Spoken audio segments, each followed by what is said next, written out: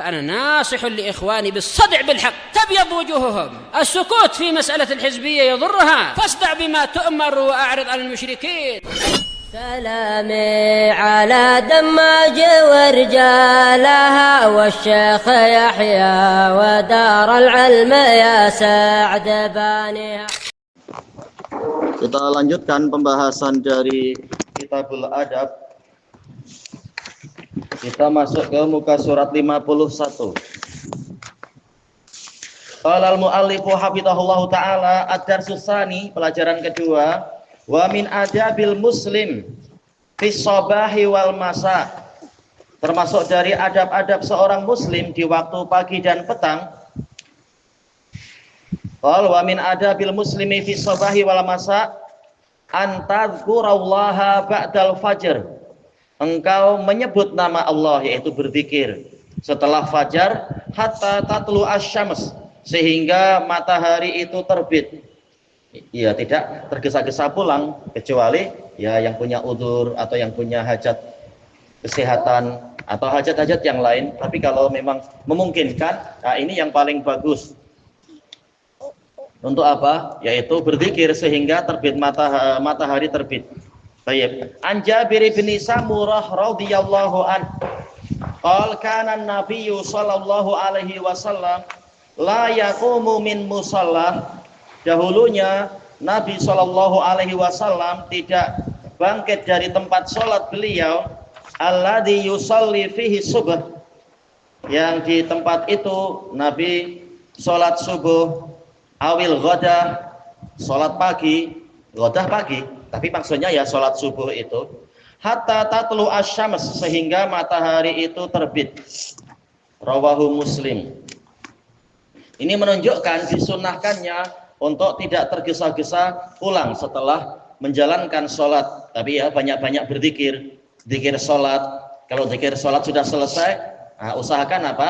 Baca zikir pagi, murajaah Al-Quran, atau mungkin zikir yang la ilaha illallah wahdahu la syarikalah lahul mulku wa lahul hamdu wa huwa ala kulli syai'in qadir 100 kali, yang mana akan diangkat untuknya 100 derajat, ditulis untuknya 100 kebaikan, dihapus darinya 100 keburukan, dan tidak ada orang yang datang di hari kiamat membawa amalan lebih baik dari dia, kecuali orang yang beramal semisal itu atau lebih, sebagaimana dalam hadis yang diriwayatkan oleh Bukhari Muslim dari Abi Hurairah radhiyallahu an. Kenapa? Apa? Ghadah atau apa? Apa doa pagi apa? Zikir pagi. Misalkan la ilaha illallah wahdahu la syarikalah sampai akhir. 100 kali, boleh juga 10 kali, 10 boleh. Atau subhanallahi wa bihamdi 10 kali. Ada banyak zikir tentang itu. Kalau doa? Doa. Ya zikirnya itulah zikir. Doanya di dalam sholat. Kalau mau doa yang lain boleh juga, minta apa terserah. Baik. Tapi jangan tergesa-gesa minta kawin. Hafal Quran aja belum. Apa? Oh ya. Ghadah pagi. Ghadah. Baik. Demikian pula dalam sejumlah hadis yang menunjukkan Nabi dan para sahabat tidak tergesa-gesa pulang. Tapi apa? Mungkin para sahabat setelah zikir, setelah ini dan itu, mereka bicara-bicara, mencerita masalah jahiliyah, ingat masa lalu ketika masih belum paham ini itu. Kemudian mereka gelak, Nabi tersenyum. Nah, kemudian setelah matahari agak meninggi sedikit, kemudian mereka sholat duha. Setelah itu didatangkan apa istilahnya itu? Hamparan untuk makan. Nah, kemudian mereka makan sama-sama. Riwayat-riwayat menunjukkan Nabi dan para sahabat tidak tergesa-gesa pulang memang. Kenapa? Matahari terbit. Yang mampu untuk sholat duha 4 rakaat setelah menantikan selesai sholat selesai sholat subuh itu bagus, mendapatkan pahala apa? Selesai sholat subuh, kemudian zikir-zikir sehingga matahari terbit dan naik sedikit, kemudian sholat duha, boleh 2 rakaat, boleh 4 rakaat. Nah, di zaman rezekinya boleh, bagus. Baik, hadis Nu'aim bin Hammar. Ayo, apa lagi? Iya, dapat pahala apa? haji dan umrah secara sempurna. Masya Allah. Allahumma sayyiban amin. Allahumma sayyiban amin. Baik. Jadi dalil-dalil tentang ini banyak dan disebutkan oleh Imam Ibnul Qayyim rahimahullahu taala di dalam kitab beliau Al-Wabilus Sayyid. Beliau menceritakan bahwasanya guru beliau gurunya Ibnul Qayyim siapa ya? Coba Ahmad gurunya Ibnul Qayyim siapa? Gurunya Ibnul Qayyim siapa? Gurunya Ibnul Qayyim siapa? Siapa gurunya Ibnul Qayyim? Yang keras? Gurunya Ibnul Qayyim. Anak-anak menyerah. Kita serahkan ke bapak-bapak sudah. Menyerah. Oh, bapak-bapak saja. Ayo, Ibnu Taimiyah. Apa namanya Ibnu Taimiyah? Utama dari diri sendiri. Iya, namanya Ahmad. Baik, Ibnul Qayyim mengatakan, guru saya Syekhul Islam Qaddasallahu ruhah, setiap kali selesai sholat subuh beliau duduk dan berzikir sampai matahari meninggi. Setelah itu beliau berkata kepada saya, hadhihi ghudwati law taraktuha la dha'uftu. Inilah makan pagi saya, yaitu apa? Berzikir. Kalau saya meninggalkan makan pagi seperti ini, yaitu bukan berarti tidak mau makan pagi betul-betul, tapi zikir ini sebagai makan pagi beliau. Kalau saya meninggalkan makan pagi ini, yaitu meninggalkan zikir pagi, saya akan melemah. Menunjukkan bahwasanya zikir pagi itu membantu untuk menguatkan badan. Kemudian Ibnul Qayyim menceritakan tentang kehebatan gurunya Ibnu Taimiyah, mengatakan bahwasanya Syekhul Islam di antara gambaran kekuatannya adalah beliau kalau menulis dalam satu hari itu bagaikan hasilnya seperti juru tulis yang menulis dalam satu Jumat. Satu Jumat itu berapa hari? Satu Jumat berapa hari? 8, 9, 10. Antara Jumat ke Jumat ada berapa hari? Agak suka.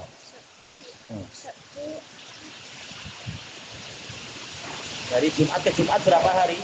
7. Iya, 7 hari. Jadi Syekhul Islam kemampuannya menulis dalam satu hari bagaikan apa? Juru tulis yang menulis dalam 7 hari. Hasil kerjanya banyak sekali. Padahal apa? Padahal dalam satu hari menunjukkan kekuatan yang hebat dalam menulis.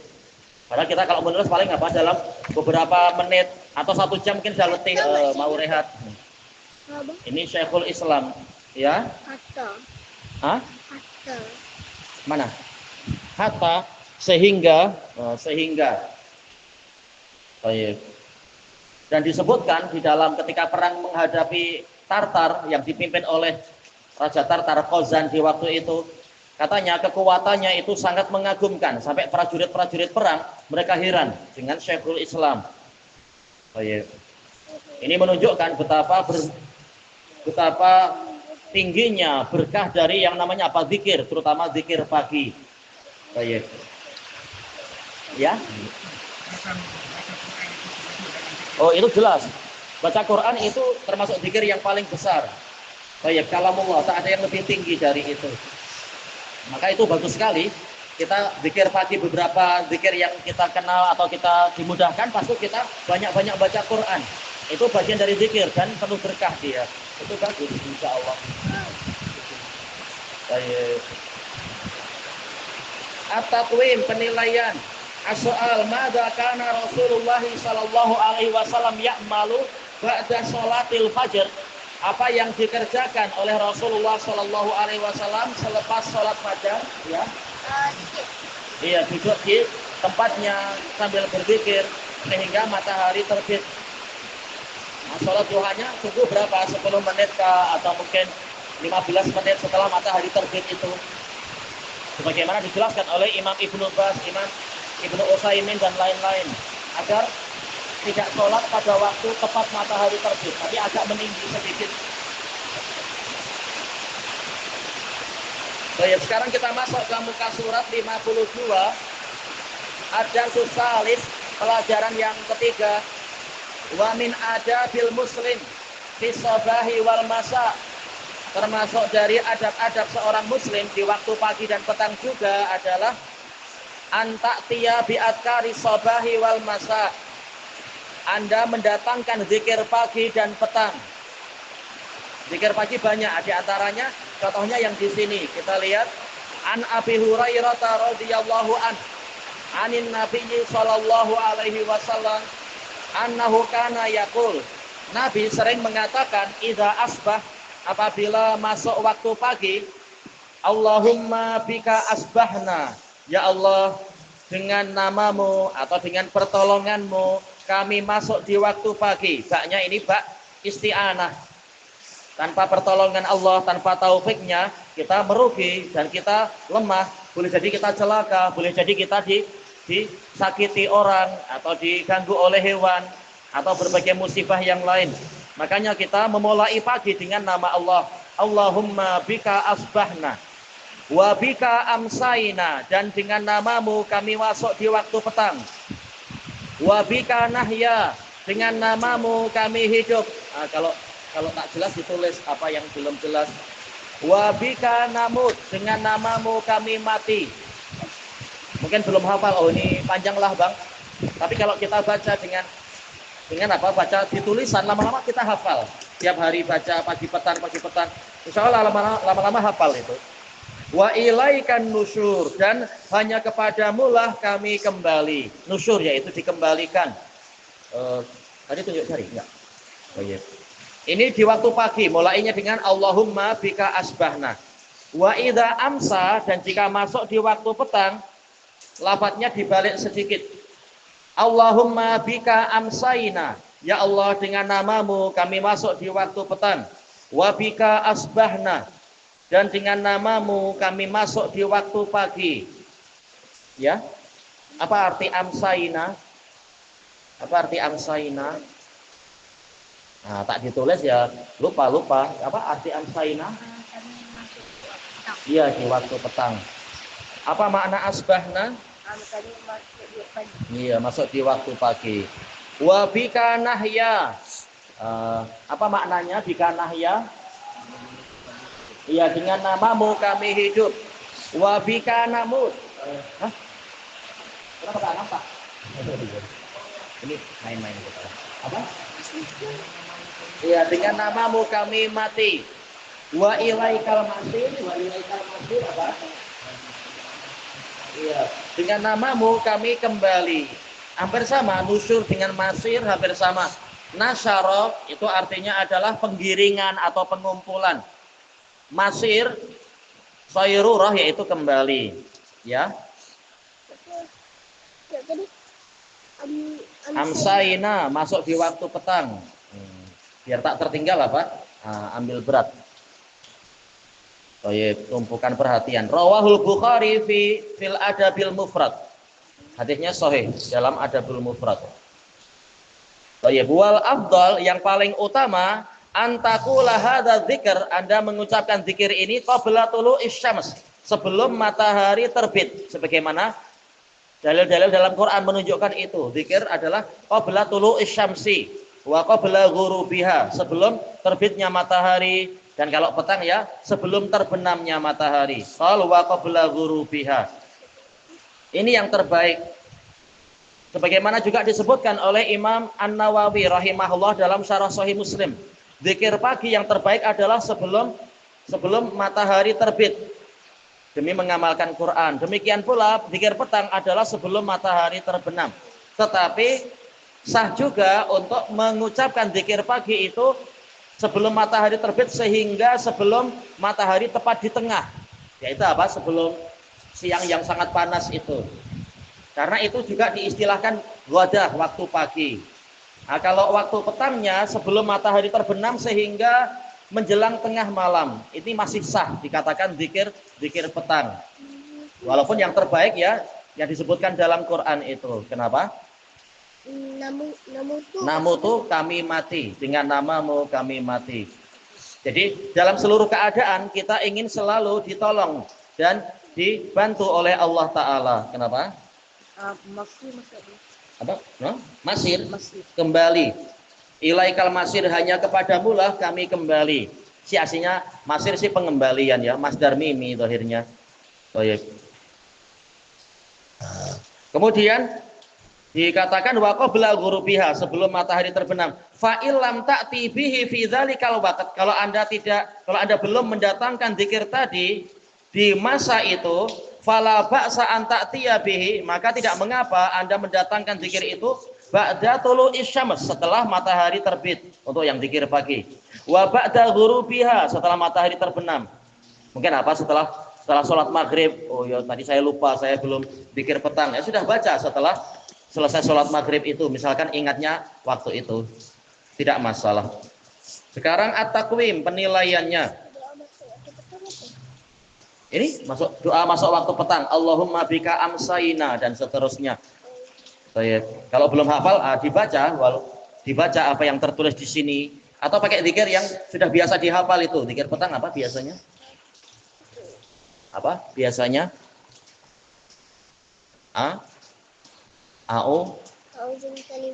Aywa, itu pun baik. Yang penting apa? Ada zikir petang atau apa ayat kursi dan seterusnya.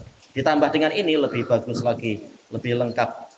Baik, untuk apa? Menangkal sihir. Dijelaskan oleh para ulama, terbukti zikir pagi petang yang ini sangat bagus untuk menangkal sihir, menangkal serangan makhluk-makhluk gaib itu, serangan makhluk-makhluk halus. Makhluk halus itu apa? Tepung? Bukan? Apa? Kucing, bulunya halus. Iya, jin-jin itu. Baik. As-soal manil ladzi 'allamana adkaros sobahi wa adkarol masa. Siapa yang mengajari kita zikir pagi dan zikir petang? Nabi Muhammad. Iya, Nabi Muhammad sallallahu alaihi wasallam. Bukan Habib-habib.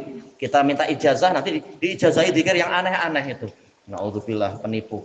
Dapat dari mana Habib? Dapat dari mimpi katanya. Dari mana Anda tahu mimpi itu betul? Baik. Yang kedua, hal dzakartallaha bihadza dzikr.